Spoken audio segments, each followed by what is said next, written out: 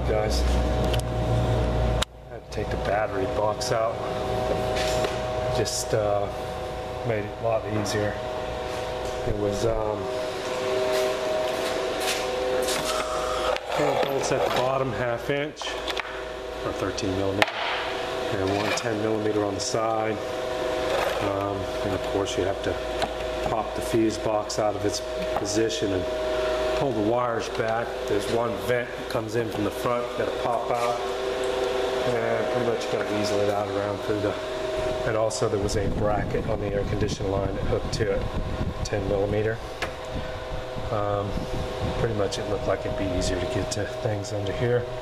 And there was one wire that went under the shifter cable bracket that I couldn't get out.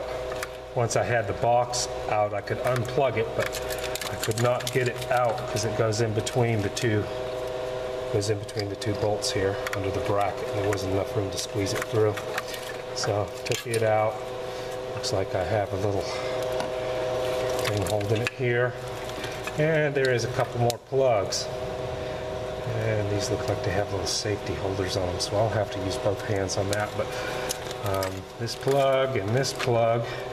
Nope, just one. Sorry, just one plug here. And it looks like we got the harness undone. And then we'll have to come back, and I'm going to take that lower mount out. I'm going to go ahead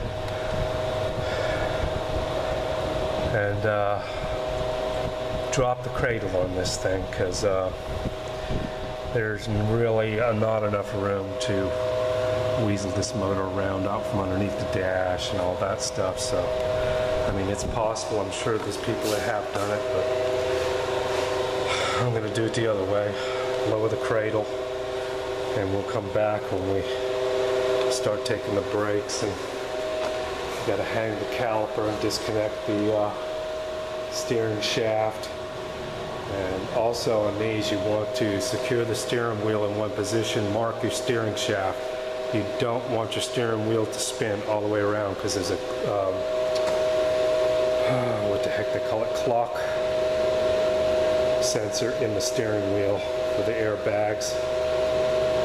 I'm pretty sure that's what the clock sensor. I've replaced them before in wrecks. When the airbags would go off, we'd always have to replace the clock mechanism in the steering wheel.